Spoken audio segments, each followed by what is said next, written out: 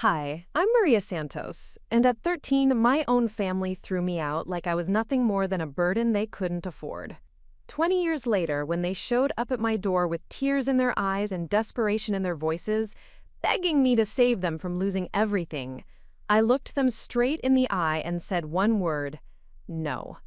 But before we dive into how I went from a homeless teenager to the woman who held their fate in her hands, tell me in the comments what time you're watching this and where you're from, because what happened in between those 20 years will show you exactly why sometimes the people who abandon you end up needing you the most. Preparing and narrating this type of story took us long efforts and hard work, so if you are enjoying the story, please consider subscribing to our channel.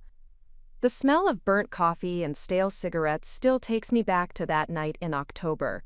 The kind of night where the wind cuts through your jacket and reminds you that winter is coming whether you're ready or not. I was sitting at the kitchen table of our rundown duplex in East Cleveland, trying to finish my algebra homework under the flickering fluorescent light that buzzed like an angry wasp. The numbers on the page kept blurring together, not because I couldn't see them, but because my stomach was cramping from hunger. We'd been living on ramen noodles, and whatever expired food my Aunt Carmen could bring home from her job at the grocery store. My mother, Elena, was sprawled across the couch in yesterday's clothes, empty bottles scattered around her like broken promises. She'd been drinking more since my father walked out 6 months earlier, taking with him not just his presence but any pretense that our family was functional. My little brother Diego was asleep on a pile of blankets in the corner, his small frame curled up, like he was trying to make himself invisible. At 8 years old, he'd already learned that being small and quiet was the safest way to exist in our house. The front door slammed open with such force that it rattled the windows. My Uncle Roberto stumbled in, his work boots heavy against the cracked linoleum floor. Behind him came my Aunt Carmen, her face tight with an expression I'd seen too many times before. It was the look she wore when she was about to deliver news that would change everything. The same look she'd had when she told us Dad wasn't coming back. "Elena, get up!" Roberto's voice cut through the stale air like a knife. My mother stirred on the couch, lifting her head just enough to squint at him through bloodshot eyes. "We need to talk." Carmen moved to the kitchen table where I sat, her hands fidgeting with the strap of her purse. She'd always been the practical one in the family, the one who handled the bills and made the difficult decisions that everyone else was too weak or too drunk to make. But tonight there was something different in her eyes, something that made my chest tighten with dread. "Maria," she said, her voice softer than usual but somehow more frightening because of it. "Pack your things, just the essentials." I stared at her, my pencil frozen halfway through writing an equation I'd never finish. "What do you mean?" Roberto was shaking Elena by the shoulder now, trying to get her to sit up properly. "The landlord called today. We're 3 months behind on rent. They're evicting us tomorrow morning." He paused, running a hand through his graying hair. "And Child Services has been asking questions about you kids." The words hit me like a physical blow. Child Services. I'd heard whispers about what happened to kids who got taken by Child Services. Foster homes where you were just a monthly check. Families who treated you like free labor. Group homes where older kids taught you things you were too young to know. My hands started shaking, and I gripped my pencil so tightly I thought it might snap. "Where are we going to go?" I asked, hating how small my voice sounded. Carmen and Roberto exchanged a look, one of those silent conversations that adults have when they're about to destroy a child's world. Carmen's shoulders sagged as if the weight of what she was about to say was physically crushing her. "Diego can come stay with us," she said finally. "He's young enough that we can handle him, and Roberto's job at the factory is steady enough to support one more mouth." The silence that followed was deafening. I could hear the neighbor's television through the thin walls, some sitcom with a laugh track that seemed to mock the gravity of our situation. My mother had finally managed to sit up, her hair matted to one side of her head, her eyes struggling to focus on the conversation that was deciding my fate. "What about me?" I whispered, though part of me already knew the answer. Roberto cleared his throat, unable to meet my eyes. "You're older, Maria. You're 13. You can take care of yourself better than Diego can. And honestly—" He trailed off, but Carmen finished the thought with her usual brutal honesty. "We can't afford both of you. Roberto's paycheck barely covers our own bills. And with Diego being so young, he needs more attention, more care. You're smart, you're resourceful, you'll figure something out. The room started spinning. I felt like I was falling down a well, watching the circle of light above me get smaller and smaller until it disappeared entirely. They were choosing Diego over me. They were choosing the easier option, the more manageable child, the one who wouldn't ask questions or challenge their authority. But where will I go? My voice cracked on the last word, and I hated myself for sounding so desperate, so needy. Elena finally spoke, her words slurred but clear enough to cut deep. Maybe you can stay with friends, or there's that shelter downtown. You're tough, Maria, you've always been the tough one. Tough. That word would follow me for years, used as an excuse for why I could handle abandonment, why I could survive on my own, why I didn't deserve the same protection and care as other children.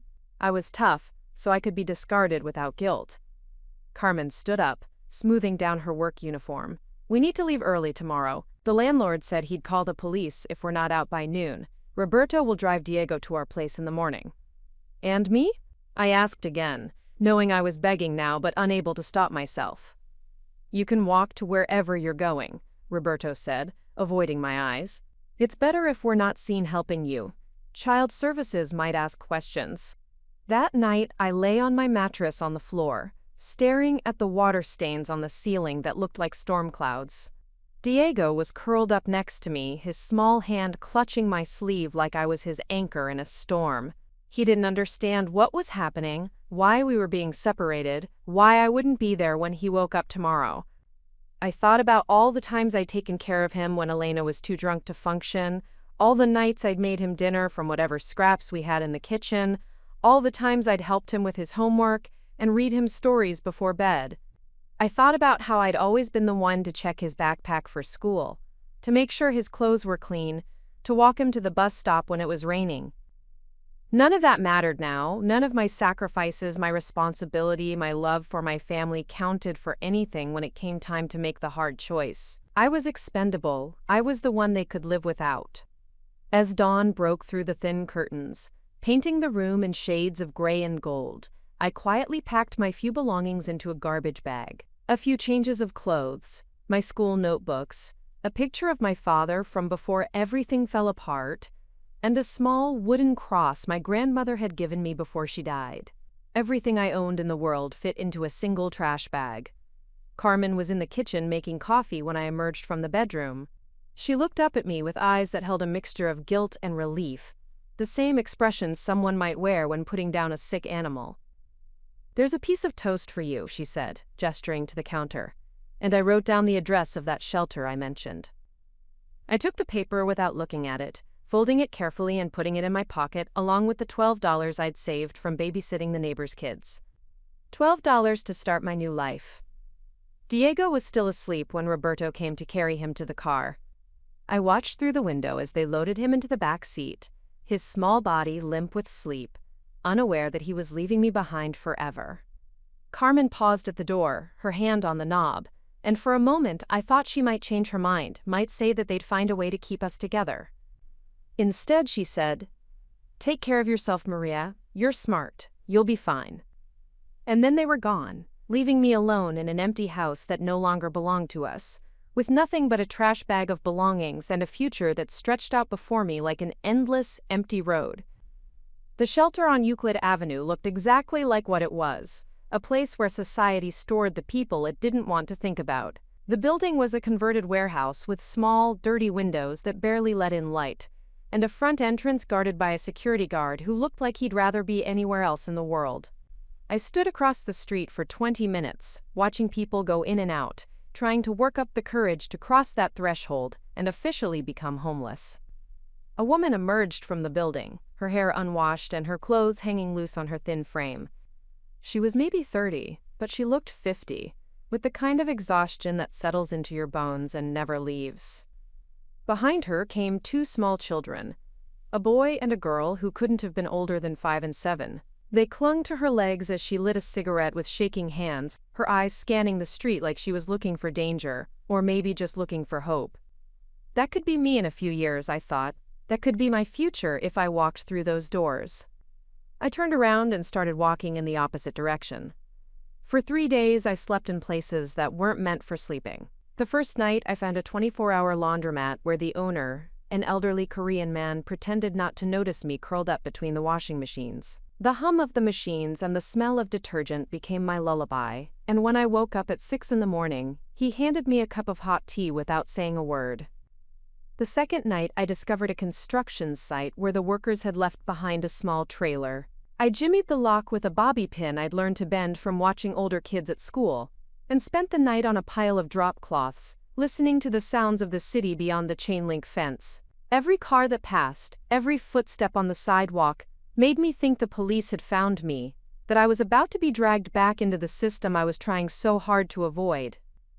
By the third day, my $12 had dwindled to $4 after buying the cheapest food I could find, day-old bread from a bakery that was about to throw it away, and a jar of peanut butter that would have to last me as long as possible. My stomach cramped constantly, a reminder that my body wasn't built to run on so little fuel.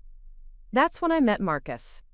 I was sitting on a bench outside the public library, trying to look like I belonged there while I charged my dead phone in an outdoor outlet, when he approached me. Marcus was maybe 16, with skin weathered by too much sun and not enough care, and eyes that had seen things no teenager should see. His clothes were clean but worn, and he carried himself with the kind of careful confidence that comes from having to survive on your own. "You new to the streets?" he asked, sitting down next to me without invitation. I wanted to deny it, to pretend I was just a normal kid waiting for someone to pick me up, but the trash bag at my feet and the hollow look in my eyes probably gave me away. "Maybe," I said, unsure whether this stranger was a threat or a lifeline. Marcus laughed, but it wasn't a mean sound. I was the same way when I first got kicked out, spent 2 weeks trying to convince myself I wasn't really homeless, that my mom would change her mind and take me back. He shook his head. She never did. "How long have you been?" I couldn't bring myself to say the word. 3 years, he said matter-of-factly. "Since I was 13. My stepdad decided he didn't want to feed another mouth, and my mom chose him over me." There was no self-pity in his voice, just the flat acceptance of someone who'd made peace with betrayal. Marcus became my guide to a world I never knew existed, a shadow society of people who lived in the spaces between normal life. He taught me which fast food restaurants threw away perfectly good food at closing time, which security guards would look the other way if you were quiet and respectful, which shelters were safe and which ones were traps. Hispola. The key, he told me, as we shared a bag of day-old donuts behind a Dunkin' Donuts, is to stay invisible. The moment you draw attention to yourself, you become a problem that someone needs to solve. And when adults solve problems involving kids like us, it usually doesn't end well for the kids. He showed me how to wash my clothes in the sink of a gas station bathroom, how to use the shower at the community center by pretending to be there for a program, how to study at the library without the librarians realizing I had nowhere else to go. Most importantly, he taught me that survival wasn't just about finding food and shelter.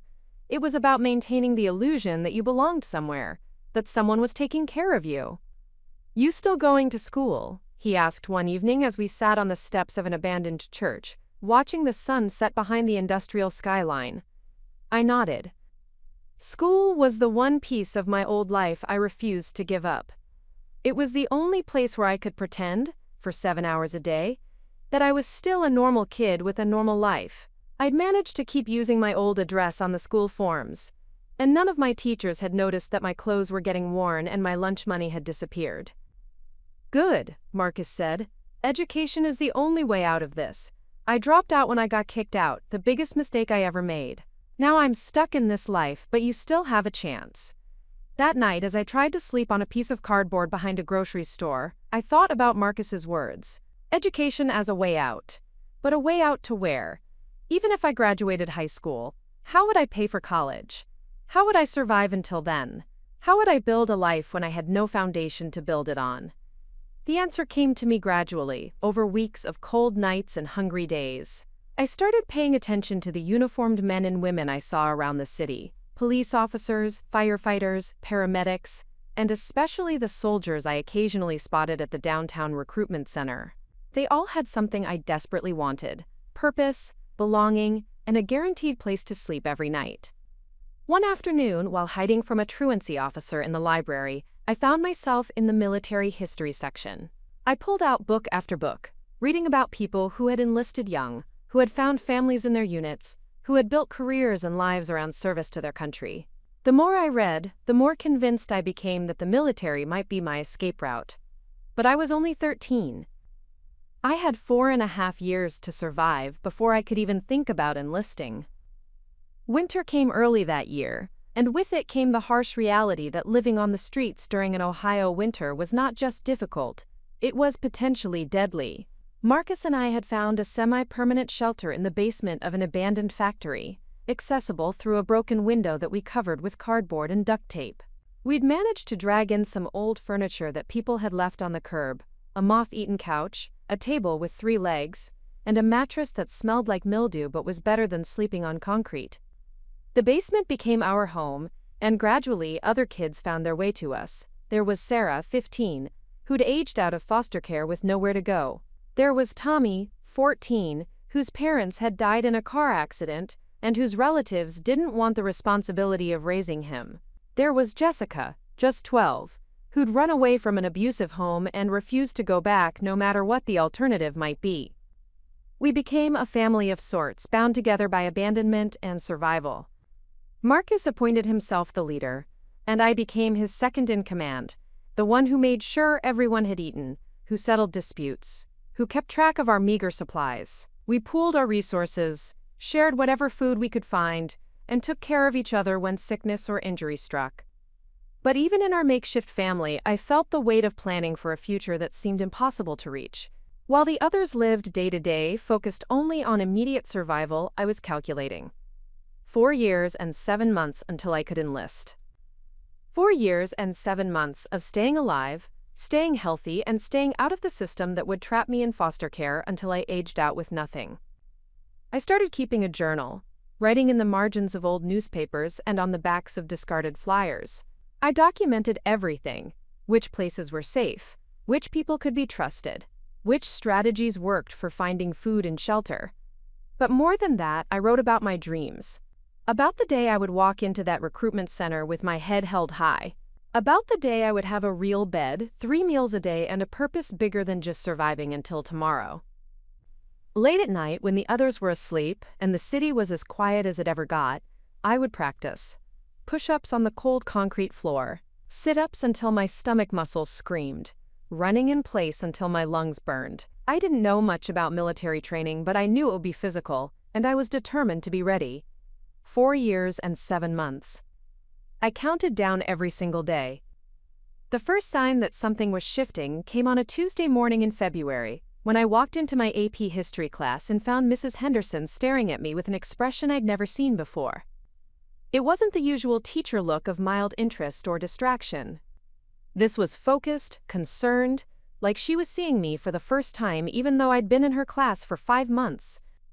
I slid into my usual seat in the back row, the one closest to the door in case I needed to make a quick exit. My jacket was damp from the sleet that had been falling all morning, and I could feel the cold seeping through the thin fabric of my jeans. The other students were chattering about weekend plans and upcoming tests, their voices creating a comfortable buzz that I'd learned to tune out. "Maria, could you stay after class for a moment?" Mrs. Henderson asked as she handed back our essays on the Industrial Revolution. My stomach dropped. This was how it always started, the questions that led to phone calls, that led to investigations, that led to places I couldn't afford to go. I nodded, trying to keep my expression neutral while my mind raced through possible escape routes. The 45 minutes of class felt like hours. I stared at my essay, which had a large red A+ at the top, but couldn't focus on the words. Mrs. Henderson's eyes kept drifting to me throughout her lecture on labor unions and factory conditions, and each time our gazes met, I felt more exposed, more vulnerable. When the bell rang and the other students filed out in their usual chaotic rush, I remained seated, my hands gripping the edge of my desk. Mrs. Henderson waited until the last student had left before closing the door and pulling up a chair next to mine. "Maria," she began, her voice gentle but direct, "I've been teaching for 23 years, and I've learned to recognize certain signs." I stayed silent, waiting for the accusation, the revelation that someone had finally figured out my secret. Your essays are exceptional, she continued. Your participation in class discussions shows a depth of understanding that most students your age don't possess. But you've lost weight since the beginning of the school year. Your clothes, while clean, show signs of repeated washing and wear. And yesterday I noticed you saving half your lunch. The observation about lunch hit me like a physical blow. I thought I'd been careful, thought no one had noticed my careful rationing of the free meal that was often my only guaranteed food of the day. I'm not here to pry into your personal life, Mrs. Henderson said, leaning forward slightly, but I want you to know that if you need help, if there's something going on at home that's making things difficult, there are resources available. I'm fine, I said automatically, the lie rolling off my tongue with practiced ease. She studied my face for a long moment, and I could see her weighing her next words carefully. Maria, I grew up poor, not just struggling to pay bills poor, but sleeping in cars and eating once a day poor. I know what it looks like, and I know how hard it is to ask for help. For a moment, I felt my carefully constructed walls start to crack. Here was an adult who wasn't trying to fix me or save me or report me, but simply acknowledge what she saw without judgment. It would have been so easy to tell her everything, to let someone else carry the weight of my survival for just a little while. But I couldn't risk it. Not when I was so close to making it through another year. Not when the alternative could be foster care and lost time. I appreciate your concern, I said, using the formal tone I'd perfected for dealing with authority figures, but my family's situation is stable. I'm just naturally thin, and I'm trying to eat healthier. Mrs. Henderson nodded, but I could see the disappointment in her eyes. She reached into her desk drawer and pulled out a small card.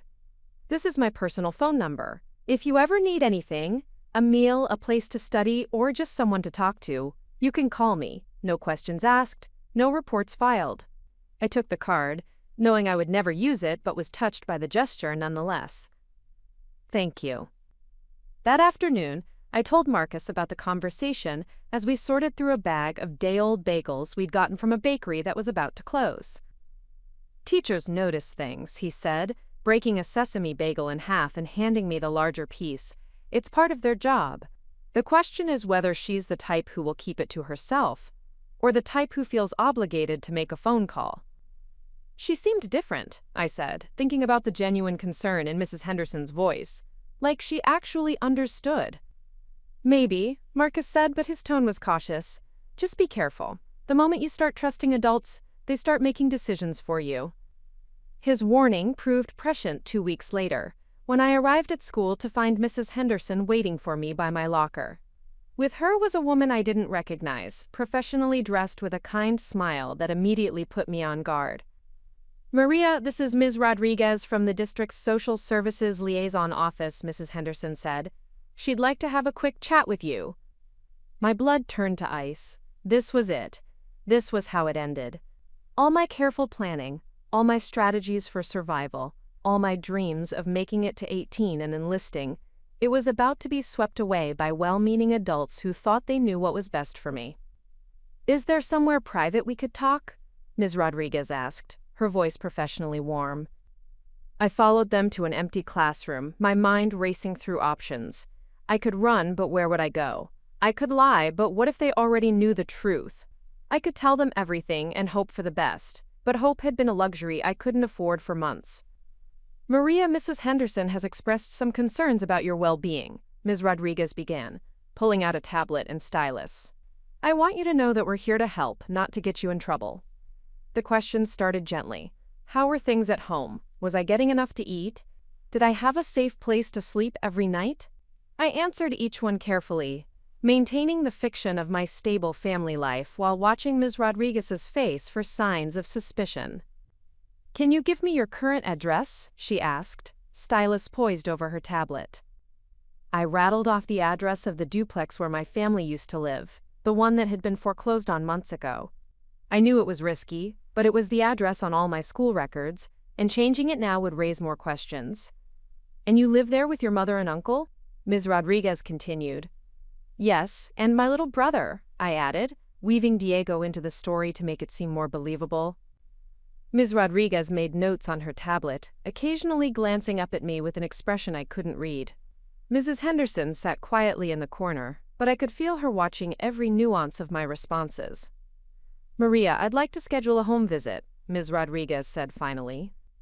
"Just a routine check to make sure everything is as stable as you've described." My heart stopped.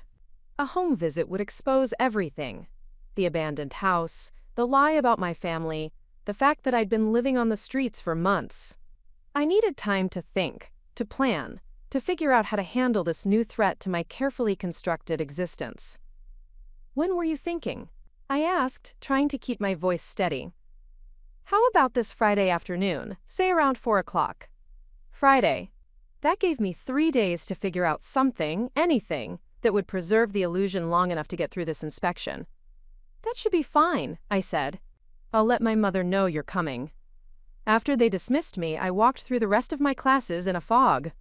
Teachers spoke, students took notes, bells rang, but all I could think about was Friday at 4 o'clock and the disaster that was barreling toward me like a freight train. That evening, I found Marcus in our usual spot behind the library, hunched over a book about automotive repair that he'd checked out using a fake library card. "I need help," I said without preamble, and told him about the scheduled home visit. Marcus looked up from his book, his expression serious. "You could disappear," he said. "Stop going to school. Find a new place to sleep. Start over somewhere else." "I'm not giving up school," I said firmly. "Education is my way out, remember? You're the one who told me that." "Then you need to create a home for them to visit," Marcus said, as if it were the most obvious thing in the world. "How am I supposed to do that?" Marcus closed his book and leaned back against the brick wall. "There's an empty house on Woodland Avenue. The family moved out about a month ago, but the utilities haven't been shut off yet. If we can get inside, clean it up a bit, maybe borrow some furniture from the curb." He shrugged. "It's not perfect, but it might be enough to fool a social worker who's only going to be there for 20 minutes. It was a crazy plan, full of risks and potential legal complications that could make my situation infinitely worse. But it was also the only plan that would let me stay in school, stay on track for my goals, and avoid being swallowed by a system that would set me back years. "What about my family?" I asked. "They'll want to meet my mother and uncle." "Leave that to me," Marcus said with a slight smile. "I know some people who owe me favors." Friday arrived with a gray sky that seemed to press down on the city like a heavy blanket. I stood outside the house on Woodland Avenue at 3:30, my hands shaking despite the mild spring weather. Marcus had done exactly what he'd promised. The empty house now looked lived in, with mismatched furniture arranged carefully in the living room and kitchen. A woman named Dolores, who Marcus knew from his network of street connections, had agreed to play my mother for $50 and a promise that we'd never contact her again after today. Dolores was 42 years old, with graying hair that she'd pulled back into a neat bun and clothes that Marcus had somehow procured from a church donation bin. She looked tired but respectable, exactly like a working single mother trying to hold her family together. We'd rehearsed our story a dozen times. She worked double shifts at a factory, my uncle Roberto had moved out of state for work, and I was a responsible teenager who helped take care of my younger brother Diego, who was conveniently at an after-school program. "Remember," Dolores said as we waited for Ms. Rodriguez to arrive, "I don't know you well enough to know personal details about your school life. Keep your answers simple, and if she asks something I can't answer, I'll redirect the conversation." A white sedan pulled up to the curb at exactly 4 o'clock. Ms. Rodriguez emerged wearing the same professional smile she'd worn at school. But now it seemed more calculating, more observant. She carried a leather portfolio and what looked like a checklist on a clipboard. "You must be Mrs. Santos," she said, extending her hand to Dolores as they met at the front door. "Elena Santos," Dolores replied smoothly, her voice carrying just a hint of exhaustion that made the performance believable. "Thank you for coming by. Maria told me you had some concerns." As we walked through the front door, I held my breath. The house smelled faintly of cleaning supplies, which Marcus had strategically used to mask the mustiness of abandonment. The living room furniture was clearly second-hand, but it was clean and arranged in a way that suggested a family actually lived there. Ms. Rodriguez's eyes swept the room, taking in the details with professional efficiency. She noted the small television, the stack of mail on the coffee table that Marcus had collected from various sources, and the family photo that we'd found in a frame at a thrift store, and hoped she wouldn't examine too closely. "This is a lovely home," Ms. Rodriguez said, making notes on her clipboard. "How long have you lived here?" "About 3 years," Dolores answered. "It's not much, but it's ours." "And you work at—" "Midwest Manufacturing," Dolores said, using the name of a real factory that employed dozens of people in similar situations. "I'm on the evening shift mostly, which is why Maria has to be so independent." The anger that had been building in my chest for months was finally finding its voice. "I have been taking care of myself just fine. I have a plan. I have goals. I have a future that doesn't depend on anyone's charity or pity." Dolores shifted uncomfortably in the doorway, clearly regretting her involvement in this disaster. Ms. Rodriguez was still scribbling notes on her clipboard, but her expression had changed from professional concern to something more personal.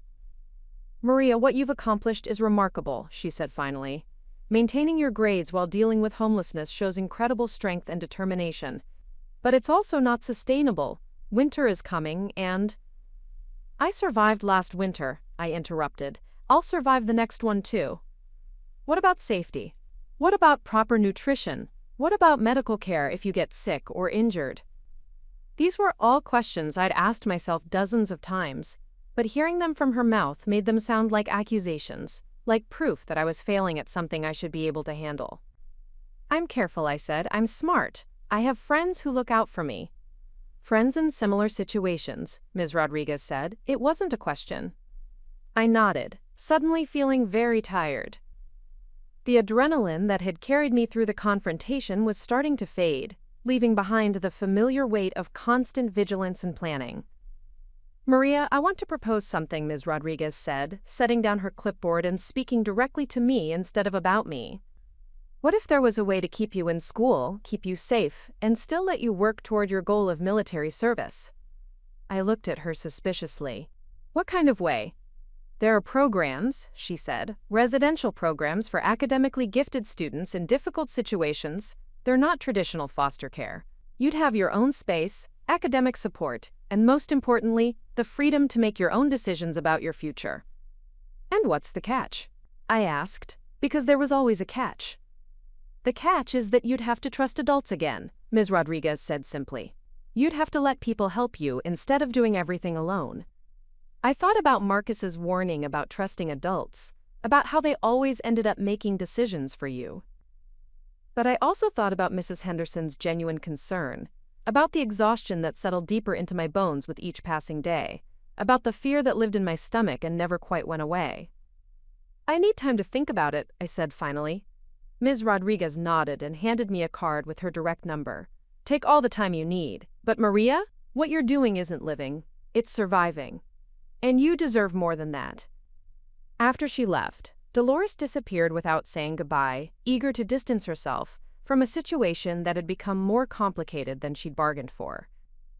I sat alone in the staged living room, surrounded by borrowed furniture and manufactured evidence of a life that didn't exist, and tried to figure out what came next. The residential program was called Cornerstone Academy, and it sat on 12 acres of rolling hills 40 minutes outside the city. When the van pulled through the iron gates, I pressed my face to the window and tried to reconcile what I was seeing with everything I'd imagined about institutional care.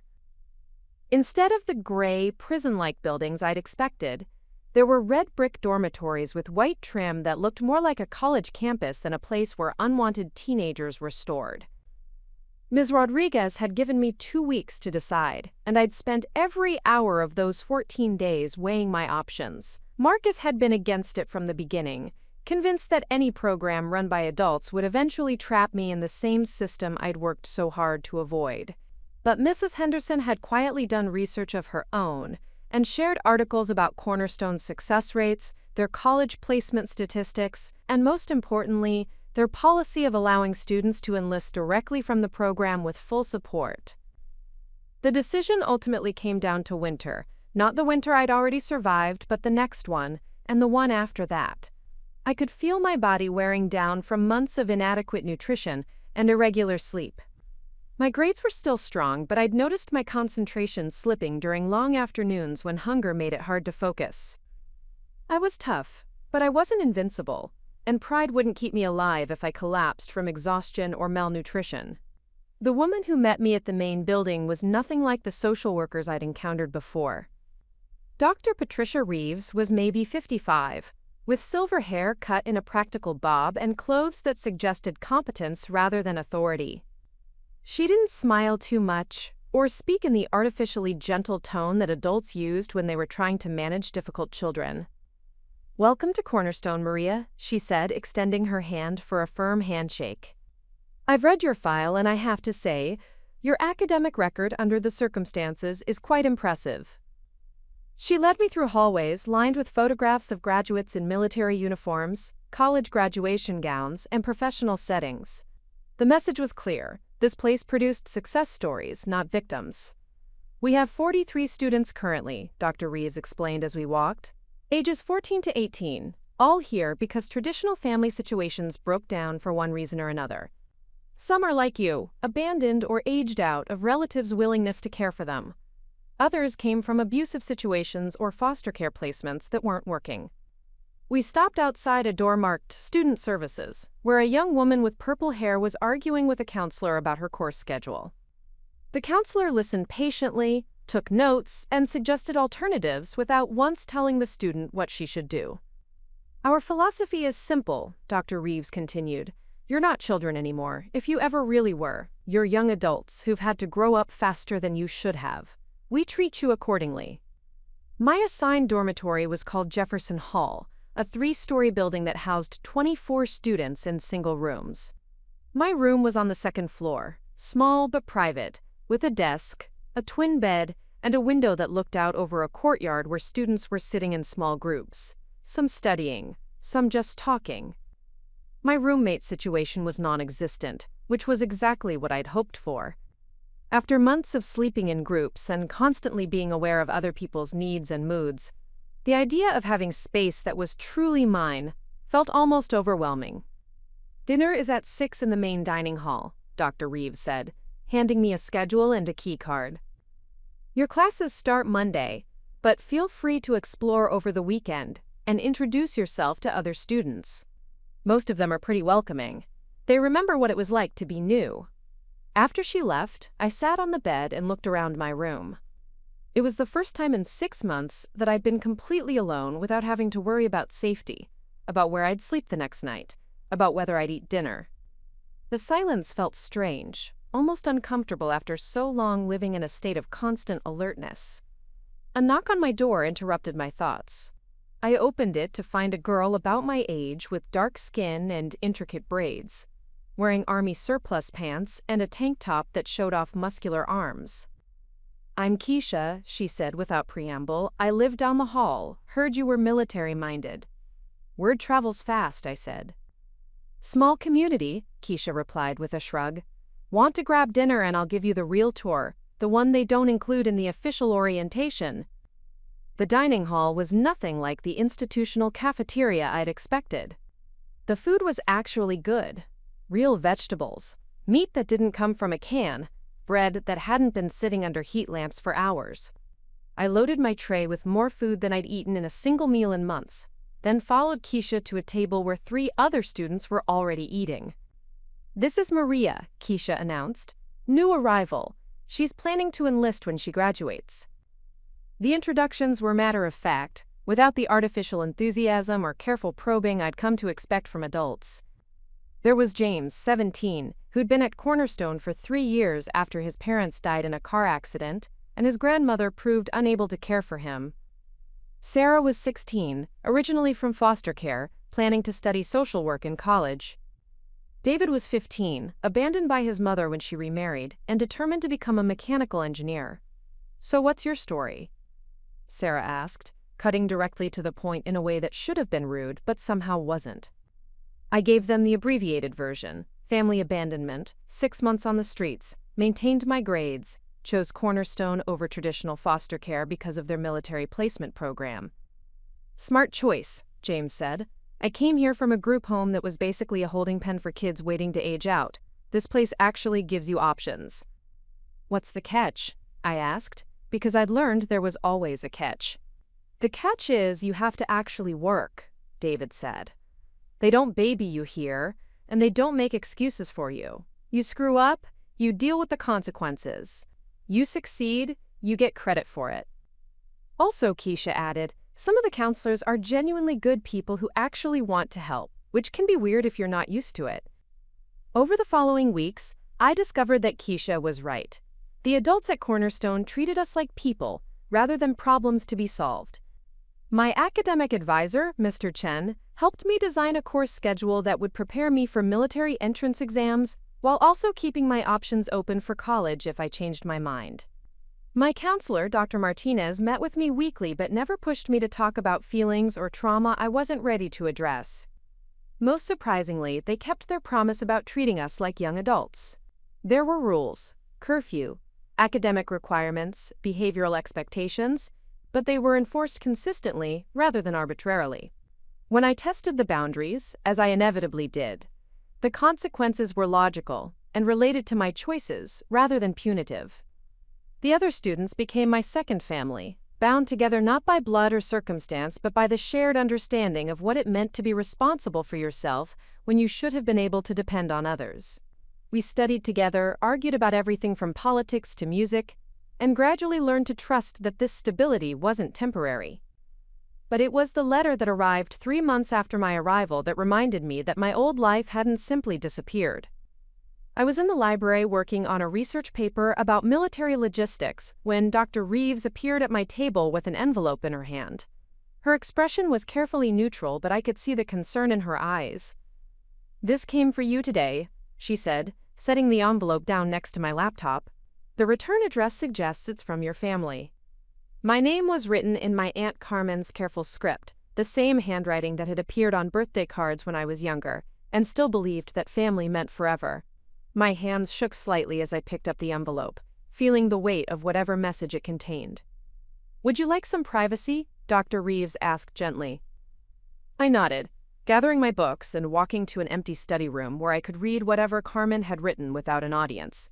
The letter was 3 pages long, written on cheap stationery that smelled faintly of the perfume Carmen had worn for as long as I could remember.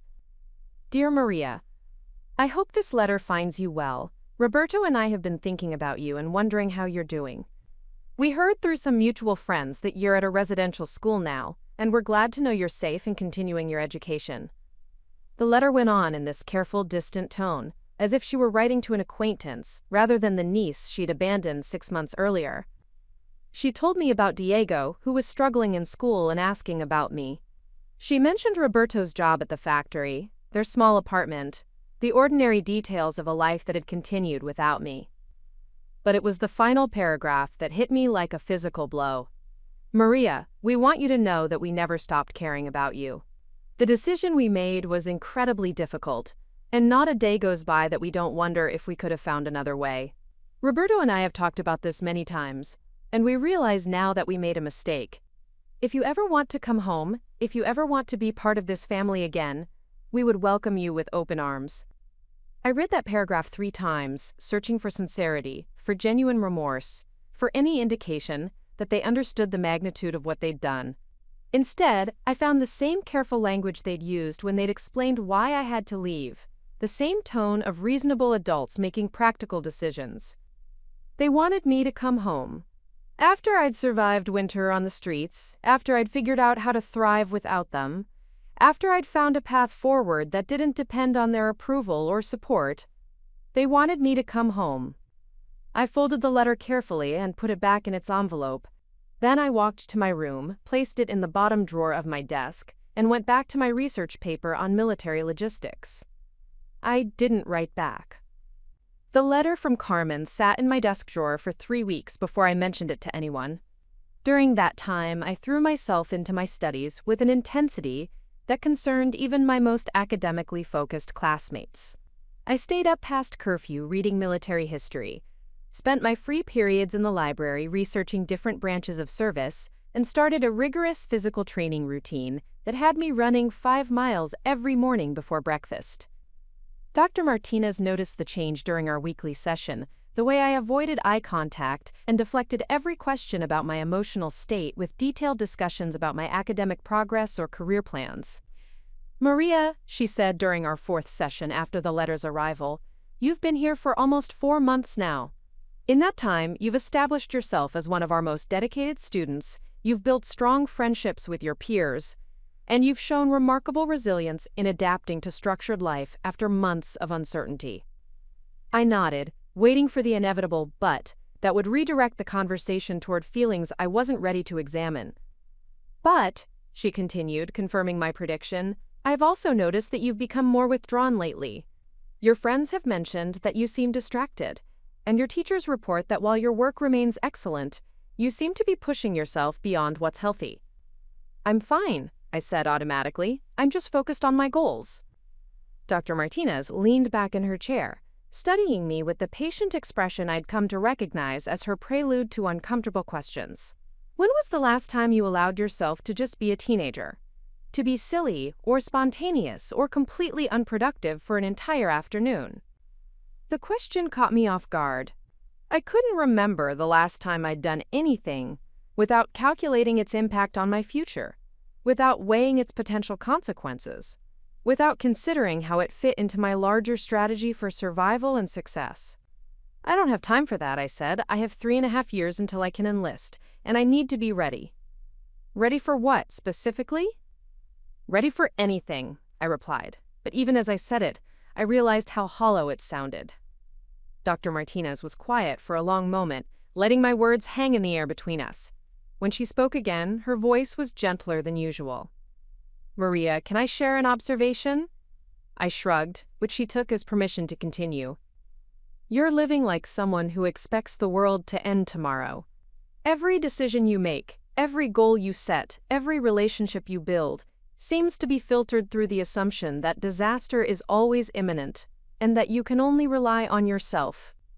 Her words hit closer to home than I was comfortable admitting. Since arriving at Cornerstone, I'd maintained the same hypervigilance that had kept me alive on the streets. I slept lightly, always aware of sounds in the hallway. I ate quickly, as if someone might take my food away. I studied like my life depended on it, because in my mind, it did. "That's not necessarily wrong," Dr. Martinez continued. "Given what you've experienced, it's actually a reasonable response. But it's also exhausting, and it's preventing you from fully engaging with the opportunities you have here." "What opportunities?" I asked, genuinely confused.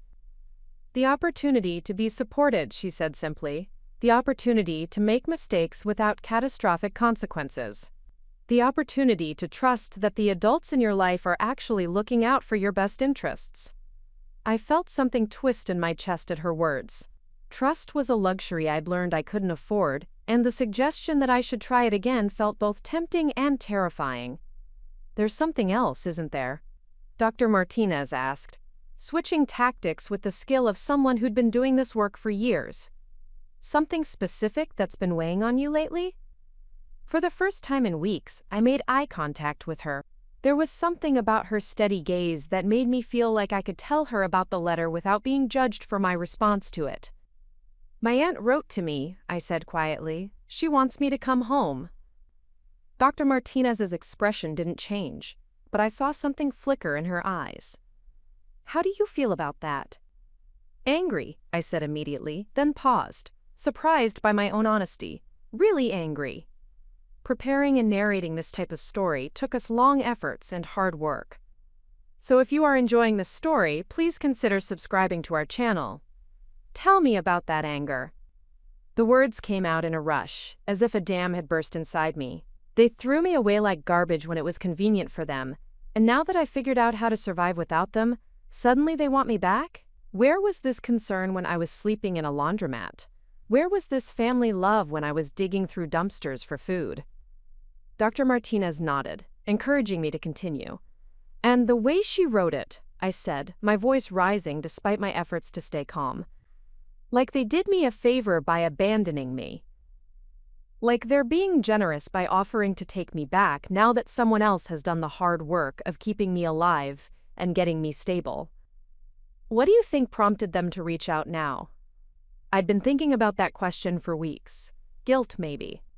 Or Diego's been asking about me, and they're tired of making excuses. Or maybe they found out about Cornerstone and figure, I'm fixed now, so I won't be a burden anymore. Do you want to respond to the letter? No, I said immediately, then reconsidered. Yes, but not the way they want me to. Dr. Martinez waited for me to elaborate.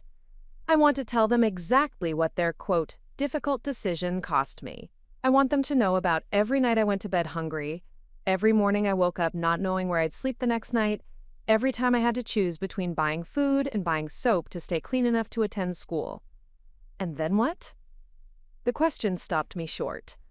In all my fantasies of confronting my family, I'd never thought beyond the moment of telling them exactly what I thought of their choices. I don't know, I admitted. Maria, what would you need from them to even consider rebuilding a relationship? I thought about that for a long time. What would I need? An apology that acknowledged the full scope of what they'd done? A guarantee that they'd never abandon me again? Money to compensate for the months of suffering I'd endured? I don't think there's anything, I said finally. I don't think there's anything they could say or do that would make me trust them again. That's completely understandable, Dr. Martinez said. Trust, once broken that completely, doesn't typically repair itself. So what do I do with this anger? You use it, she said. Anger can be destructive, but it can also be fuel. The question is what you want to fuel with it. That evening, I found myself in the common room with Keisha, James, and Sarah, the informal support group that had formed naturally among the four of us. We were supposedly studying for our respective tests, but the conversation had drifted to more personal territory, as it often did when we were tired and our usual defenses were down. So I heard you got a letter from your family, Keisha said, without looking up from her chemistry textbook. News traveled fast in a community of 43 people, but I was still surprised by how quickly word had gotten around. Yeah, I said. They want me to come home. That's good, right? Sarah asked. She was the most optimistic among us, still believing in the possibility of families healing and relationships mending. Is it? James countered. Where were they when she needed them? Maybe they realized they made a mistake, Sarah suggested. People can change. Some people can change, I said, but some people just get scared when they realize their choices have consequences. Keisha looked up from her textbook. You think that's what this is about? Consequences? I nodded. I think they expected me to disappear quietly, maybe end up in foster care, maybe just vanish entirely. I don't think they expected me to land somewhere like this, somewhere that might make them look bad if people found out what they did. So what are you going to do? It was the same question Dr. Martinez had asked, the same question I'd been asking myself for weeks. But sitting there with my chosen family, the people who'd seen me at my most vulnerable and chosen to stick around anyway, I finally knew the answer. I'm going to write them back, I said, but not to tell them I forgive them or that I want to come home. What then? I'm going to tell them who I am now. I'm going to tell them what I've accomplished and what I'm planning to accomplish. And I'm going to make it clear that I did all of it without them. James smiled grimly, showing them what they lost. Exactly, I said. The best revenge isn't anger or confrontation. It's a success they can't take credit for. The letter I wrote to Carmen took me 6 drafts and 3 weeks to complete. Each version started differently, some angry, some cold, some attempting a false politeness that felt like wearing clothes that didn't fit. The final version was 2 pages of carefully chosen words that said everything I needed to say without giving them any ammunition to use against me later. I didn't tell them about the months of sleeping rough or the nights I went hungry. I didn't describe the fear or the desperation or the times I'd wondered if they'd been right to abandon me. Instead, I wrote about Cornerstone Academy, about my 4.0 GPA, about my acceptance into the advanced placement program that would let me graduate a year early. I told them about my physical fitness scores, my leadership roles in student government, and my preliminary acceptance into the military's delayed entry program. The tone was professional, almost formal, like a business letter between strangers. Because that's what we were now, strangers who happened to share some DNA and a few years of history that felt increasingly irrelevant to who I was becoming. I ended the letter with a single paragraph that I rewrote 17 times. Thank you for reaching out. I'm glad to hear that you're all doing well. As you can see, I found my path forward and am thriving in my current situation. I wish you and Diego the best, but I won't be returning home. This life I've built is mine, and I intend to keep it that way. I mailed it on a Tuesday and tried not to think about when or if they would respond. The answer came faster than I'd expected, in the form of a phone call to Dr. Reeves's office 3 days later. I was in calculus class when the message was delivered. My Aunt Carmen was on the phone and wanted to speak with me immediately. "You don't have to take the call," Dr. Reeves said when I arrived at her office during lunch period. "If you're not ready for this conversation, we can tell her you're unavailable." "No," I said, surprising myself with my certainty. "I want to talk to her. But I want you to stay in the room." Dr. Reeves nodded and gestured to the phone on her desk. Carmen's voice came through the speaker, thin and strained in a way I didn't remember from my childhood. "Maria, mija, is that really you?" The endearment hit me like a slap. She'd lost the right to call me that when she'd handed me a garbage bag and told me to find somewhere else to live. "It's me," I said, keeping my voice neutral. "I got your letter," Carmen said, and I could hear her struggling to find the right words. "We're so proud of you, sweetheart. So proud of how well you're doing." "Are you?" I asked, because it seems like you're more surprised than proud. There was a pause, the kind of silence that happens when someone realizes they've miscalculated the conversation they're about to have. "Maria, we never doubted that you were smart, that you could handle yourself. That's part of why we believed you'd be okay." "You thought I'd be okay," I repeated. "When you put my belongings in trash bags and left me on the street with $12, you thought I'd be okay."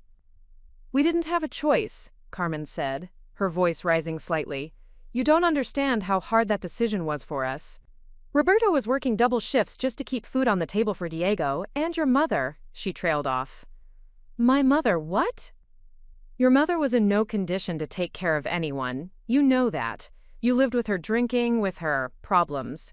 At least with us, Diego had stability." I felt something cold and sharp settle in my chest. "So you saved Diego and threw me away." "That's not how it was," Carmen said, but her voice lacked conviction. "Then how was it?" I asked.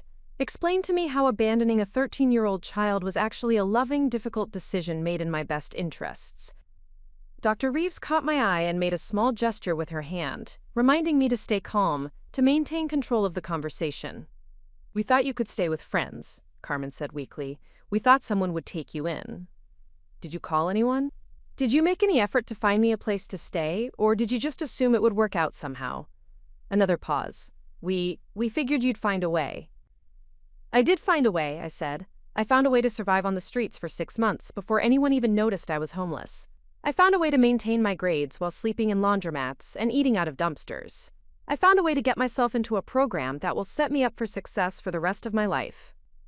"That's wonderful, Mija," Carmen said, and I could hear the relief in her voice. "That's exactly what we knew you could do." "Don't you dare," I said, my composure finally cracking. "Don't you dare try to take credit for my survival.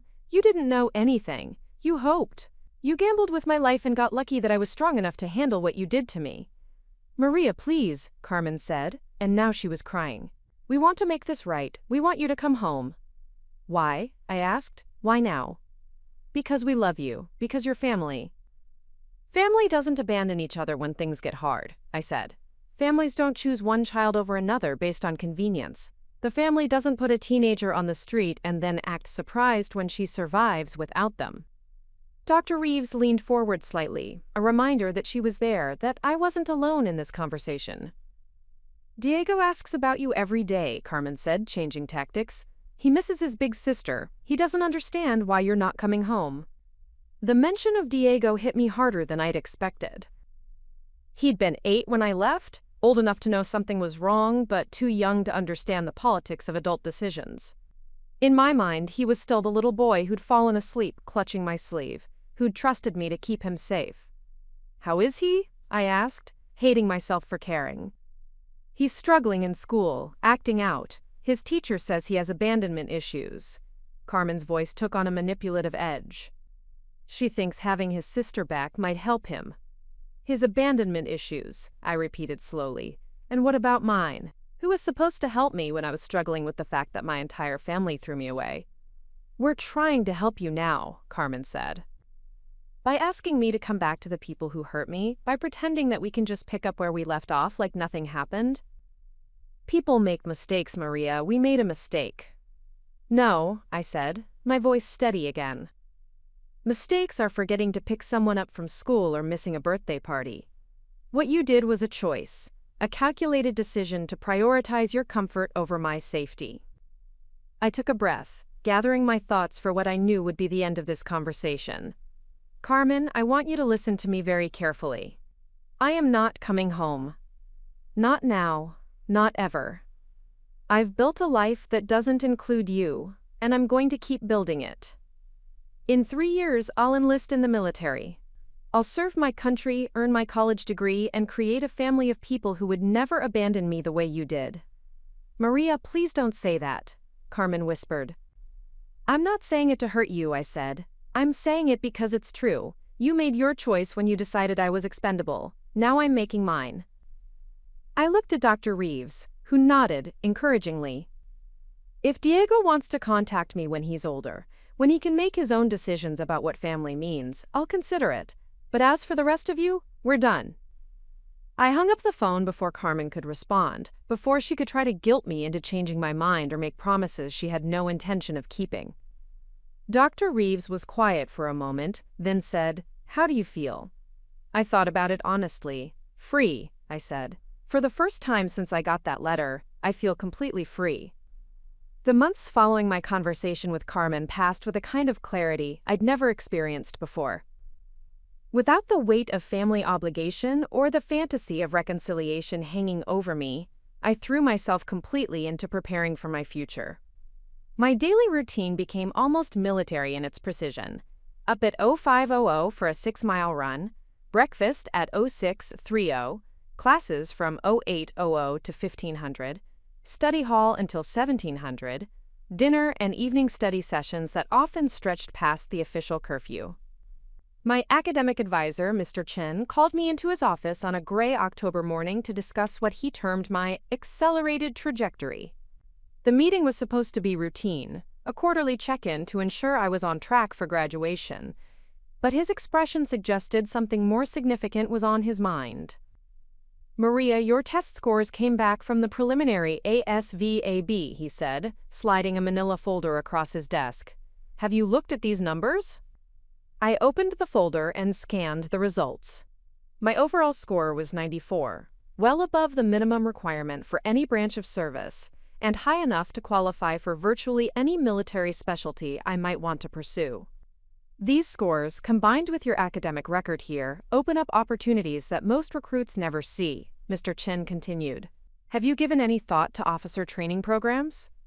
The question caught me off guard. In all my planning for military service, I'd focused on enlisting as soon as possible, getting the guaranteed housing and stability that came with active duty.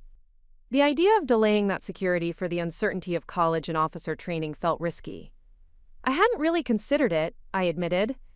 Mr. Chen leaned back in his chair, studying me with the analytical expression I'd come to associate with adults who were trying to figure out how to help me see possibilities I was missing. Maria, you're 17 years old with the academic credentials of a college senior. You could graduate from Cornerstone this spring instead of next year, which would give you several options for military service. He pulled out a different folder, this one thick with brochures and application materials. You could attend a service academy, West Point, Annapolis, the Air Force Academy, full ride, guaranteed commission as an officer upon graduation. Or you could attend a civilian university on an ROTC scholarship, which would give you more flexibility in choosing your major and campus experience. I flipped through the materials, my mind racing. The photographs showed cadets in crisp uniforms, college students in labs and lecture halls, young officers leading troops in training exercises. These were images of a future I'd never allowed myself to imagine. What's the catch? I asked, because experience had taught me that opportunities that seemed too good to be true usually were. The catch is time, Mr. Chen said honestly. Instead of enlisting next year at 18, you'd be looking at 4 additional years of education before you begin your military career. 4 years of depending on scholarships and programs instead of guaranteed active duty pay. 4 years. 4 more years of not being completely independent. Of relying on institutions and other people's decisions about my future. The thought made my stomach clench with the familiar anxiety of not being in complete control. But, Mr. Chen continued, those 4 years would set you up for a military career with significantly more responsibility, better pay, and leadership opportunities that enlisted personnel rarely see. That evening, I spread the academy and ROTC materials across my desk and tried to imagine myself in 4 years. 21 years old, college graduate, second lieutenant in the United States Army. It was a version of my future that seemed both thrilling and terrifying, requiring a level of faith in long-term planning that I'd never been able to afford. I was still staring at the brochures when Keisha knocked on my door, carrying 2 cups of coffee from the machine in the common room. "Heard you had a big meeting with Chen today," she said, settling into my desk chair while I sat cross-legged on my bed. "Word really does travel fast around here," I said, accepting the coffee gratefully. "So what's the verdict? Are you going to be one of those scary officer types who makes enlisted people do push-ups for fun?" I laughed, despite my confusion. "I don't know yet. It's a lot to think about." Keisha studied my face with the perceptiveness that had made her one of my closest friends. "What's scary about it?" "Everything," I said honestly. 4 more years of school, 4 more years of depending on other people's systems, 4 more years before I have guaranteed financial stability. 4 more years of opportunities to screw up and lose everything, Keisha added, understanding immediately what I wasn't saying. "Exactly. But also 4 more years of building something bigger than just survival," she pointed out. 4 years of becoming the kind of person who can help other people the way this place helped us. That perspective hit me harder than I'd expected. Since arriving at Cornerstone, I'd been so focused on my own path forward that I hadn't really considered what I might be able to offer others once I reached my goals. "Can I ask you something?" Keisha said. "And don't take this the wrong way, but when was the last time you did something just because you wanted to, not because it moved you closer to some strategic objective?" I thought about her question seriously. "I honestly can't remember." "That's what I figured," she said gently. "Maria, you've spent so much energy surviving and planning that I'm not sure you remember what it feels like to actually live." Her words echoed something Dr. Martinez had said weeks earlier about the difference between surviving and thriving. I'd thought I was thriving.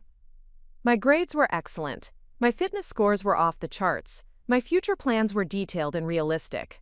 But maybe what I was actually doing was surviving with more resources and better conditions. "These military academies," Keisha continued, "they're not just about training officers, they're about developing leaders. People who can see the big picture, who can inspire others, who can make decisions that affect hundreds or thousands of people. And you think I could do that?" "I think you've already been doing it," she said. "Look at how the younger students here look up to you. Look at how you've helped Sarah with her math, or how you convinced James to apply for that engineering program. You're already a leader, Maria.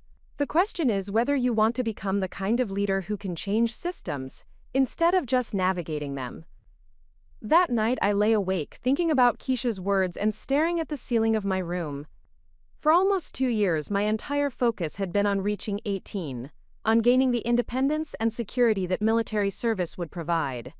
It was a concrete goal with a clear timeline and guaranteed results. But the academy applications represented something different, a bet on my own potential, a willingness to delay immediate security for the possibility of something greater. It meant trusting that I was capable of more than just survival, that I could handle the pressure and responsibility of leadership training, that I could succeed in an environment where failure meant losing everything I'd worked toward. The next morning, I requested another meeting with Mr. Chen. When I walked into his office, he looked up from his computer with a slight smile, as if he'd been expecting me. "I want to apply," I said without preamble, "to all of them, the academies, the ROTC programs, everything. What changed your mind?" I thought about how to explain the shift that had happened overnight, the moment when I'd stopped thinking about my future as something to survive and started thinking about it as something to build. "I realized that everything I've accomplished so far has been reactive," I said, "responding to what other people did to me, overcoming obstacles they put in my path. I want to see what I can accomplish when I'm the one setting the goals." Mr. Chen nodded approvingly. "The application deadlines are tight, and the competition is fierce. We'll need to move quickly." I'm ready, I said, and for the first time since arriving at Cornerstone, I felt like that was completely true. Over the following weeks, I threw myself into applications with the same intensity I'd brought to my earlier survival efforts, but with a different quality of energy. Instead of the desperate focus of someone trying to escape a bad situation, this felt like the concentrated effort of someone building towards something specific and valuable. The personal essays were the hardest part, requiring me to articulate not just what I'd overcome, but what I hoped to become. Writing about my experiences on the streets and my family's abandonment felt like opening old wounds, but it also felt like claiming ownership of my story in a way I'd never done before. I wasn't just a victim who'd survived. I was someone who'd transformed crisis into strength, isolation into independence, and abandonment into self-reliance. Those weren't just survival skills, they were leadership qualities. The acceptance letter from West Point arrived on a Tuesday in March, tucked between a credit card offer and a reminder about my upcoming dental appointment. I stared at the thick envelope for a full minute before opening it, my hands surprisingly steady despite the magnitude of what it might contain. Congratulations. You have been selected for appointment to the United States Military Academy at West Point for the class of 2028. I read the sentence 3 times before the words were fully registered. 4 years of education, leadership training, and guaranteed commission as an officer in the United States Army. Everything I'd worked toward, dreamed about, and barely dared to hope for was suddenly real and tangible.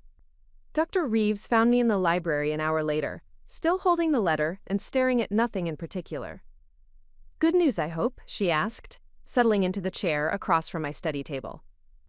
"West Point," I said, the words feeling strange in my mouth. "I got into West Point." Her face broke into the kind of genuine smile I rarely saw from adults, the kind that meant they were proud of you rather than just pleased with your compliance. "Maria, that's extraordinary. Less than 10% of applicants receive appointments, and considering where you started," she shook her head in amazement. "You should be incredibly proud of yourself." Should be. The phrase stuck with me as I walked back to my dorm that evening. I was proud, but there was something else mixed in with the satisfaction and relief. Something that felt like completion, but also like the ending of one story and the uncertain beginning of another. That night, instead of studying or working out, I found myself walking the campus grounds for the first time in months without a specific destination or purpose. The spring air was cool and carried the scent of new growth, and for once I wasn't calculating distances or timing or efficiency. I was just walking. I ended up at the small cemetery on the edge of campus, where previous generations of students and staff were buried under weathered headstones. It wasn't a morbid place, just quiet and removed from the constant activity of dorm life and academic pressure. Sitting on a stone bench, I pulled out my phone and scrolled through my contacts until I found the number I'd programmed months ago but never used. Mrs. Henderson, my high school history teacher who'd tried so hard to help when I was living on the streets. She answered on the 3rd ring, her voice warm but surprised. "Maria, is everything okay?" "I got into West Point," I said without preamble. There was a pause, then a sharp intake of breath. "Oh my God, Maria, that's incredible. I am so proud of you." "I wanted to thank you," I said, "for seeing what was happening when I was trying so hard to hide it, for caring enough to ask questions." "You don't need to thank me," Mrs. Henderson said gently. "You did this yourself. You did all of this yourself." "Maybe," I said, "but you were the first adult who tried to help without trying to control me." That mattered more than you probably realized. We talked for another 20 minutes about my plans for West Point, about the leadership program at Cornerstone, about the path that had led from a scared 13-year-old sleeping in laundromats to an accepted cadet at one of the most prestigious military academies in the world. After hanging up, I stayed on the bench for another hour watching the stars appear as the sky darkened. For the first time since I could remember, I wasn't planning or strategizing or preparing for the next challenge. I was just sitting with the magnitude of what I'd accomplished and what lay ahead. My phone buzzed with a text from Keisha, heard about West Point from the rumor mill. "You better not forget us little people when you're a fancy officer." I smiled and typed back, "Never. You guys are stuck with me for life." "Good," came her immediate reply, "because Sarah's already planning your going away party, and she's invited half the school." The party happened 3 weeks later. In the common room that had been decorated with handmade banners and streamers, that looked like they'd been crafted by enthusiastic middle schoolers. The entire Cornerstone community showed up. Students, staff, teachers, even some of the maintenance crew who'd watched me evolve from a suspicious, guarded newcomer to whatever I'd become. Dr. Martinez pulled me aside during the festivities. "How are you feeling about the transition?" "Nervous," I admitted. "But I'm nervous, like standing at the edge of a cliff before bungee jumping." "That's a healthy kind of nervousness," she said. "It means you understand the significance of what you're about to do." James appeared at my elbow, carrying 2 cups of punch and wearing the kind of grin that suggested he was about to say something either profound or ridiculous. "So when you're running the Pentagon someday, remember that I was the one who taught you how to properly fold fitted sheets," he said, handing me one of the cups.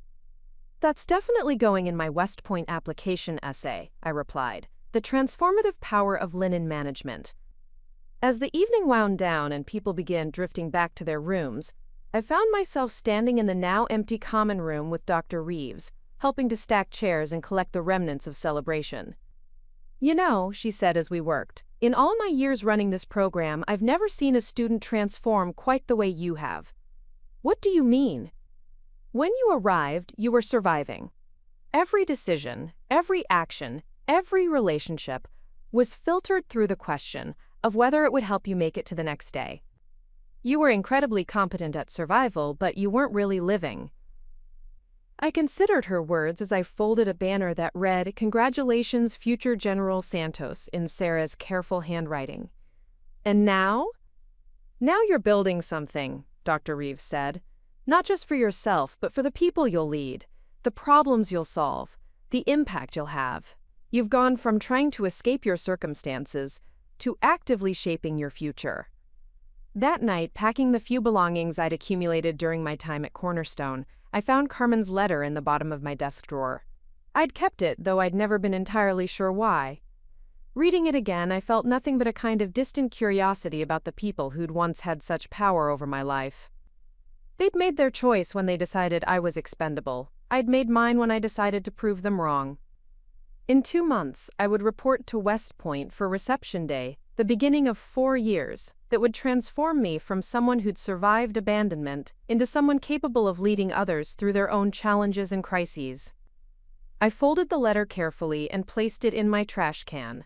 Some chapters of your life deserve to be closed completely. West Point's reception day arrived with the kind of oppressive July heat that made every movement feel deliberate and weighty.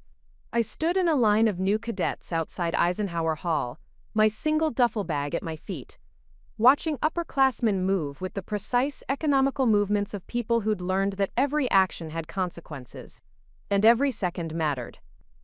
The transformation from Maria Santos, Cornerstone Academy graduate, to Cadet Santos, United States Military Academy, happened with breathtaking speed. Within 6 hours, my civilian clothes had been replaced with gray uniforms, my hair had been cut to regulation length, and my room assignment had been posted, Company A2, 4th floor, New Cadet Barracks. My roommate was a girl named Jennifer Walsh from suburban Connecticut, whose father was a career Army officer, and whose brother had graduated from West Point 3 years earlier. She moved through the initial processing with the confidence of someone who'd been preparing for this moment her entire life, while I observed everything, with the careful attention of someone who'd learned that survival depended on understanding new environments quickly. "Where are you from?" Jennifer asked as we made our beds with the precision demanded by the upperclassmen who'd demonstrated the procedure once and expected immediate perfection. "Ohio," I said, focusing on achieving the required 45-degree angle on my sheet corners. "What did your parents think about you coming here?" The question was innocent, the kind of small talk that new acquaintances make while navigating unfamiliar situations. But it hit me with unexpected force, reminding me that most of my classmates had families who'd celebrated their appointments, who'd driven them to campus, who'd probably cried with pride during the brief moments families were allowed before the cadets were swallowed by the institution. "They weren't involved in the decision," I said carefully. Jennifer glanced at me with curiosity but didn't push. She was smart enough to recognize the tone of someone who didn't want to elaborate, and generous enough to respect that boundary. The summer training program, known as Beast Barracks, was designed to break down civilian habits and rebuild them according to military standards. For most of my classmates, this represented a dramatic departure from their previous lives. For me, it felt like a familiar return to the kind of structured survival I'd mastered during my months on the streets. While other cadets struggled with the constant pressure, the sleep deprivation, and the relentless demands for perfection, I found myself adapting with an ease that surprised even me. The hypervigilance that had once been necessary for avoiding danger on the streets translated perfectly to anticipating the expectations of upperclassmen. The discipline I'd developed for maintaining my appearance and behavior while homeless served me well in meeting the exacting standards of military bearing. 3 weeks into Beast, during a particularly brutal field training exercise, I found myself squad leader for a navigation course that had already broken 2 other cadets and left the rest of my squad demoralized and behind schedule. "Santos," barked Cadet Captain Morrison, the upperclassman overseeing our training, "your squad is dead last. What's your plan?" I looked at my 8 squad members, all of whom were looking at me with expressions ranging from hopeful to resigned. 3 of them had been crying earlier when we'd gotten lost for the second time. 2 others were clearly fighting heat exhaustion and pushing themselves beyond what was safe. "Permission to speak freely, sir," I said. Morrison raised an eyebrow but nodded. "We need to stop trying to make up time and start focusing on not making more mistakes. The squad needs water, food, and 5 minutes to regroup before we continue." "You don't have 5 minutes, Cadet Santos. The exercise ends in 40 minutes, regardless of where you are." "Then we'll finish where we finish, sir, but we'll finish together and we'll finish safely." Morrison studied me for a long moment, probably weighing whether my response showed leadership or insubordination. "Proceed," he said finally. I called my squad into a tight circle and looked each of them in the eye. "We're not going to win this exercise," I said bluntly, "but we're going to complete it, and we're going to complete it as a unit. Johnson, Rodriguez, you're showing signs of heat exhaustion. You're going to drink water every 100 meters, whether you think you need it or not.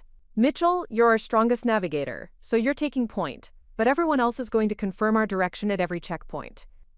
What happened over the next 35 minutes wasn't miraculous or dramatic. We moved steadily but carefully through the remaining navigation points, arriving at the final checkpoint 3 minutes after the official end of the exercise, but with all 8 squad members in good condition and our equipment intact. We finished last, but we finished. Morrison approached me as I was checking on Rodriguez, who'd been struggling with the heat. "Interesting choice, Santos," he said. "Most squad leaders would have pushed harder to avoid finishing last." "Most squad leaders haven't had to figure out how to keep people alive when resources are limited, sir," I replied. "And you have?" I met his gaze steadily. "Yes, sir."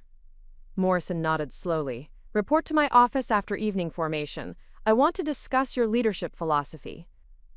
That conversation, which stretched well past lights out, became the first of many that would shape my development as a cadet and future officer. Morrison, it turned out, was a veteran of 2 deployments in Afghanistan, who recognized something in my approach to leadership that reminded him of the kinds of decisions that mattered in actual combat situations. "Most cadets learn leadership from textbooks and exercises," he told me that night. "They understand the theory, but they've never had to make decisions where failure means people get hurt. You have. That's either going to make you an exceptional officer or it's going to burn you out before you graduate." "How do I make sure it's the first one?" I asked. "You learn to trust other people," Morrison said. "Real leadership isn't about being able to handle everything yourself. It's about building teams where everyone can contribute their strengths and cover each other's weaknesses."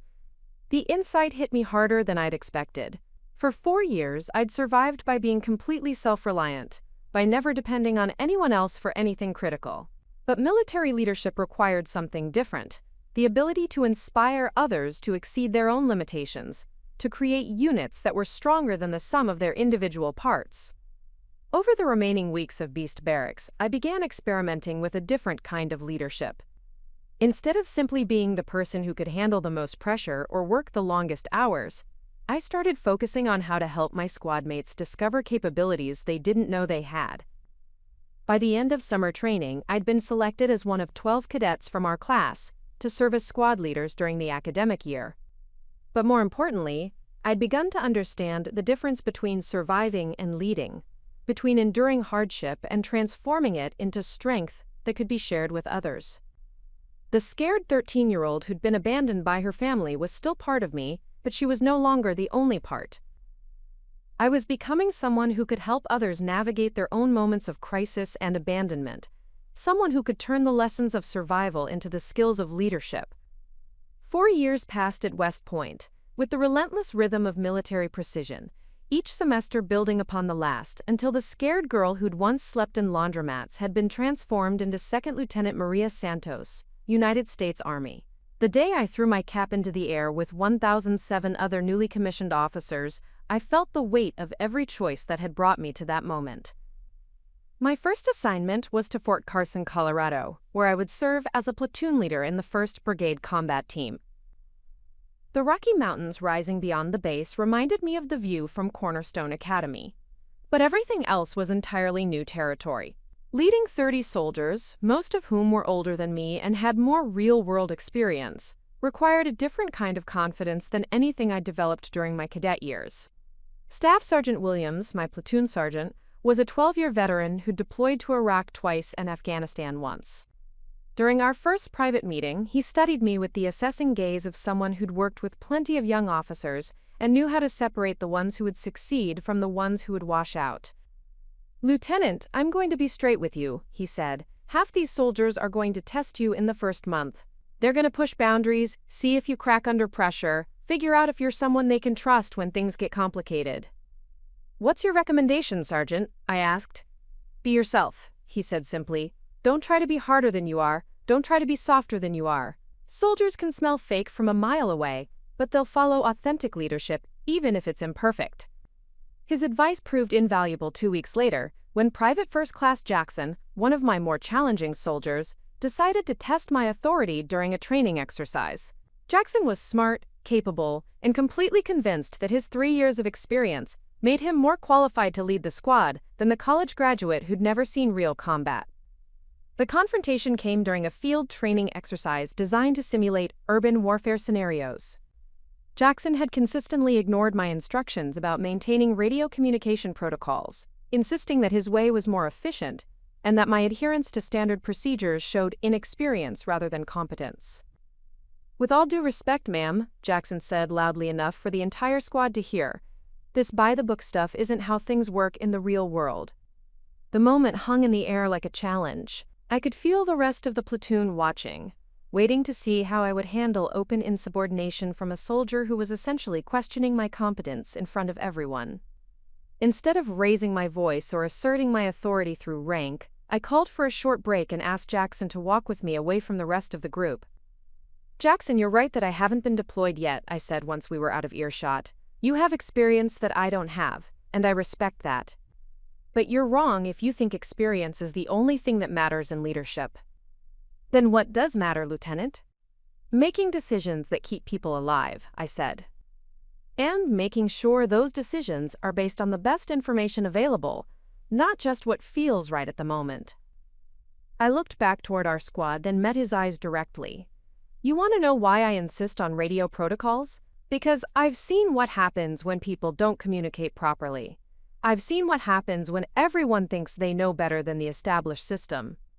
Jackson's expression shifted slightly, curiosity replacing defensiveness. "Before I was a soldier, I was homeless," I said, sharing something I'd never told anyone in my unit. "I survived on the streets for 6 months. And the only reason I survived was because I learned to follow procedures that other people had developed through experience I didn't have yet." "You were homeless?" Jackson asked, clearly surprised. "From 13 to 14. My family abandoned me, and I had to figure out how to stay alive until I could get into a program that would help me build a different life." I paused, watching his face process this information. "The procedures and protocols you think are unnecessary? They're not arbitrary rules created by people who don't understand real situations. They're lessons learned from people who've been in worse situations than either of us and figured out what works." Jackson was quiet for a long moment. "I didn't know, ma'am." "You don't need to know my personal history to trust my judgment," I said. But you do need to understand that my decisions are based on more than just what I learned in textbooks. When we rejoined the squad, Jackson's attitude had completely shifted. Not only did he follow the radio protocols for the rest of the exercise, but he also helped ensure that other squad members understood why the procedures mattered. That night, Sergeant Williams found me reviewing the day's training notes in my quarters. "Heard you had an interesting conversation with Jackson today," he said. "Word travels fast. He came to me afterward, wanted to know if what you told him was true, asked if I knew about your background." I looked up from my paperwork. "What did you tell him?" "I told him it wasn't my story to share, but that he should probably listen more carefully to what you have to say." Williams settled into the chair across from my desk. "Can I ask you something, Lieutenant?" "Of course." "When you were telling Jackson about procedures and survival, were you talking about military protocols or something else?" The question was perceptive in a way that reminded me why Williams had been successful as a non-commissioned officer for over a decade. "Both," I said honestly. "The streets taught me that survival isn't about being the toughest or the smartest. It's about understanding systems, following practices that work, and building relationships with people who can help you succeed." "And the military?" "The military gave me a framework for turning those survival skills into leadership skills. It taught me how to create the kind of stability and support for other people that I had to learn to provide for myself." Williams nodded approvingly. "That's the kind of leadership philosophy that creates loyalty, Lieutenant. Soldiers will follow someone who understands what it means to be vulnerable, who knows how to turn weakness into strength." Over the following months, my relationship with the platoon evolved from cautious mutual assessment to something resembling genuine trust. I learned their individual strengths and challenges, their personal goals, and family situations. More importantly, I learned how to help them develop confidence in their own abilities while maintaining the discipline and cohesion that would keep them alive in actual combat situations. The call that would change everything came on a Tuesday evening in November, when my company commander informed me that our unit was being deployed to Afghanistan in 4 months. After 6 years of preparation, 4 at West Point and 2 at Fort Carson, I was finally going to face the real test of everything I'd learned about leadership, survival, and the responsibility of keeping other people alive in situations where the stakes were absolute. That night, I called Dr. Martinez at Cornerstone Academy, something I did every few months to update her on my progress and thank her for the foundation she'd helped me build. "How are you feeling about the deployment?" she asked after I'd shared the news. "Ready," I said, and realized I meant it completely. For the first time since I was 13 years old, I feel completely ready for what's coming next. The deployment to Afghanistan lasted 15 months and taught me lessons about leadership that no academy or training exercise could have provided. I lost 2 soldiers under my command, Specialist Martinez to an IED and Corporal Thompson to sniper fire during a patrol in Helmand Province. I also watched my platoon evolve from a collection of individual soldiers into a unit that functioned with the kind of trust and mutual dependence that only comes from shared danger and shared purpose. When I returned to Fort Carson, I was no longer the untested lieutenant who'd deployed with questions about my own capabilities. I was a combat veteran with 2 Bronze Stars, and the kind of quiet confidence that comes from having made life-and-death decisions under pressure and lived with their consequences. But it was the phone call I received 3 weeks after my return that would test everything I'd learned about forgiveness, family, and the difference between justice and revenge. I was in my quarters, catching up on administrative paperwork that had accumulated during my deployment, when my phone rang with a number I didn't recognize. The area code was familiar, northeastern Ohio, the region where I'd grown up and been abandoned 7 years earlier. "Hello?" I answered, expecting a wrong number or a sales call. "Maria? Is this Maria Santos?" The voice was older, more fragile than I remembered, but unmistakably familiar. Roberto, my uncle. The man who'd helped load my 8-year-old brother into a car while leaving me standing on a porch with my belongings in trash bags. "This is Lieutenant Santos," I said, my military training automatically asserting itself as a barrier between my current identity and the painful memories his voice triggered. Maria, it's Roberto, your uncle. We need to talk to you. It's about Diego. The mention of my brother's name hit me like cold water. Diego would be 15 now, old enough to drive, old enough to make his own decisions about family and relationships. In my mind, he was still the 8-year-old who'd fallen asleep clutching my sleeve, but I realized I had no idea who he'd become in the 7 years since I'd seen him. "What about Diego?" I asked, keeping my voice neutral despite the emotions churning in my chest. "He's been asking about you. For years now, ever since he was old enough to understand what really happened when you left." "When I left," I repeated slowly. "Is that how you've been explaining my absence?" Roberto's silence stretched long enough that I wondered if the call had been disconnected. When he spoke again, his voice was barely above a whisper. "Maria, we told him you chose to leave. We told him you wanted to be independent, that you decided you didn't want to live with family anymore." The casual cruelty of the lie took my breath away. They hadn't just abandoned me. They'd spent 7 years destroying my relationship with the one family member I genuinely loved, the little boy who'd depended on me for protection and care. "Why are you calling me now?" I asked, my voice steady despite the anger building in my chest. "Diego's been acting out, skipping school, getting in fights, staying out all night. Last week he ran away, and when the police found him, he told them he was trying to find his sister who'd been thrown away by the family." Thrown away. Even at 15, Diego understood the truth better than the adults who'd tried to rewrite history for their own comfort.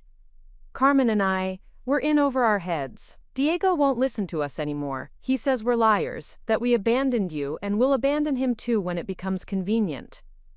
"And you want me to do what exactly?" I asked.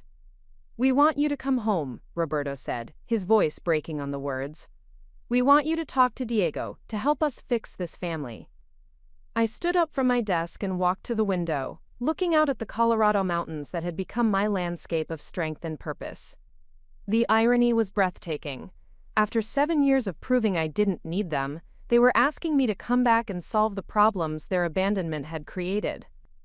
"Roberto, let me make sure I understand this correctly," I said. "You threw me out when I was 13 because you couldn't afford to care for both Diego and me.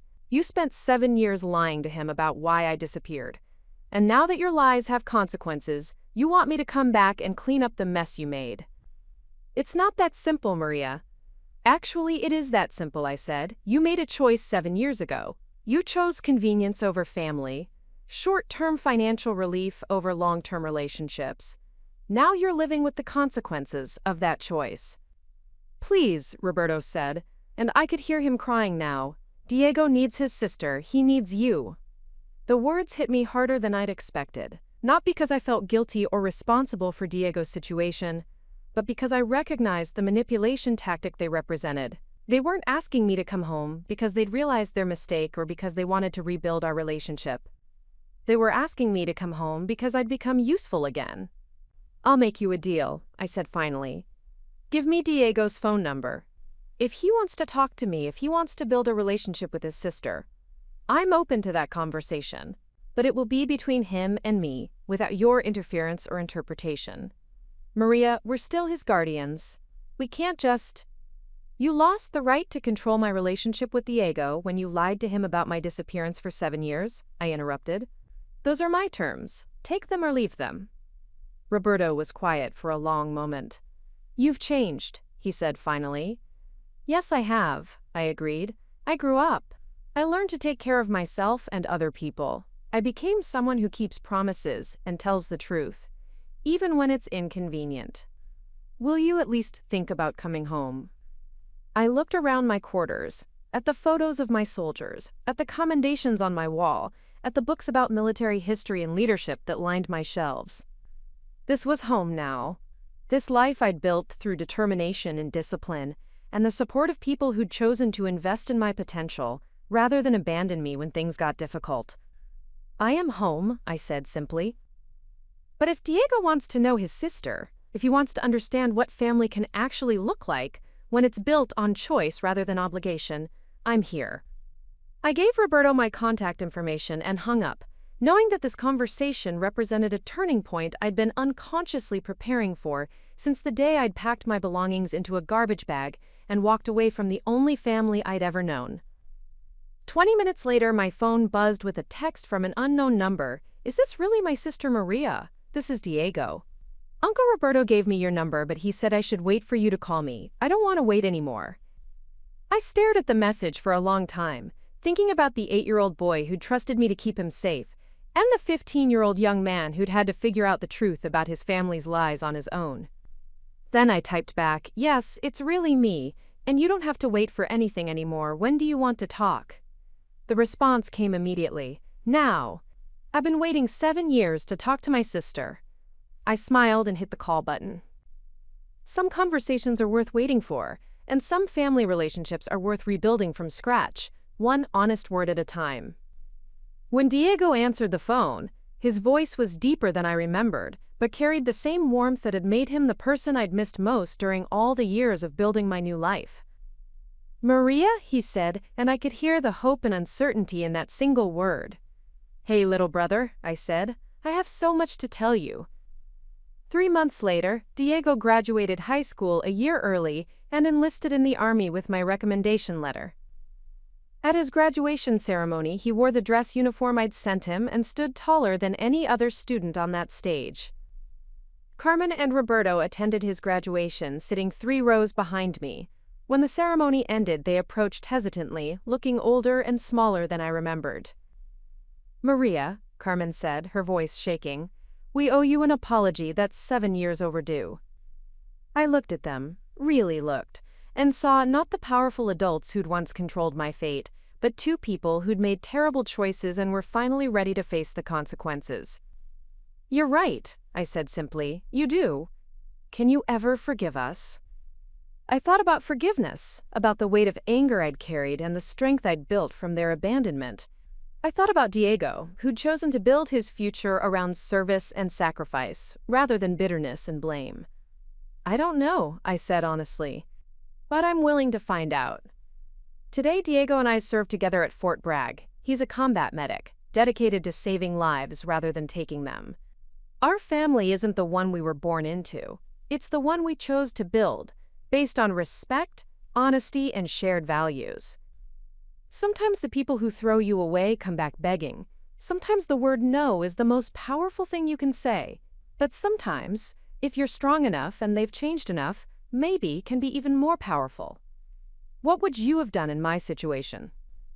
Let me know in the comments below, and if this story inspired you to think differently about family, forgiveness, or fighting for your future, hit that subscribe button and share this with someone who needs to hear it. Your support helps me tell more stories about turning your lowest moments into your greatest victories.